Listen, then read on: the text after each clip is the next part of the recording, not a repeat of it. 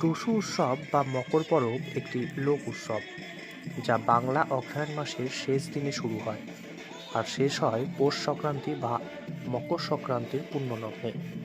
টুসু এক লৌকিক দেবী যাকে কুমারী হিসেবে পরিকল্পনা করা হয় বলে প্রধানত কুমারী মেয়েরা টুসু পূজার প্রধান ব্রতী ও উদ্যোগী হয়ে থাকে।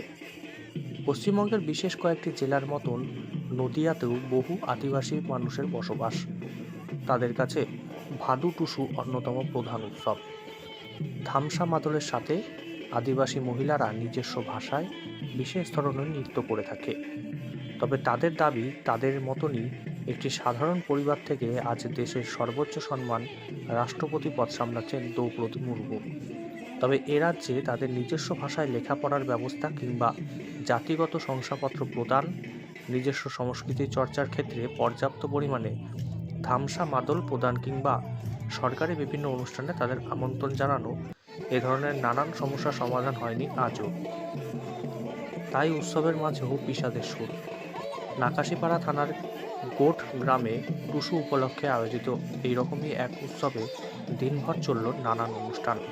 সেখান থেকেই দাবি উঠল, সরকার যদি তাদের দিকে একটু দৃষ্টিপাত করেন তাহলেই তাদের ঘর থেকেও দ্রৌপদী মুর্মুর মতো অনেক প্রতিভাই দেখা যাবে আগামীতে।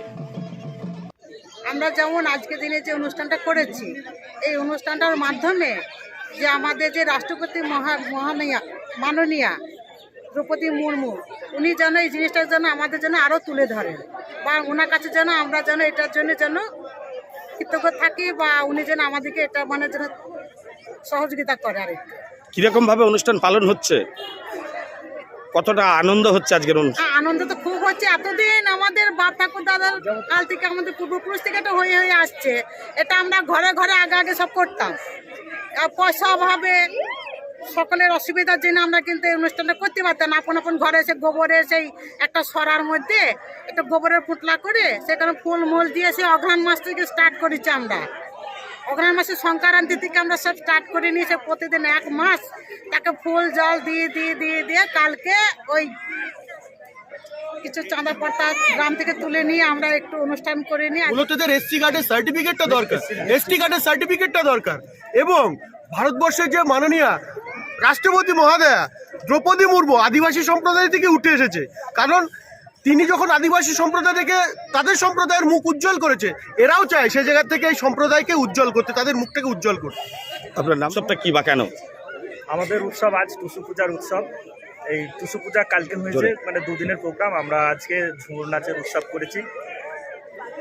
আমাদের কালচার আমরা করছি, আমরা প্রতি বছরের ন্যায় আমরা প্রতিবারই মানে কালচার করি। বাপ ঠাকুরদাদের আমল থেকেই হয়ে আসছে টুসু পূজা।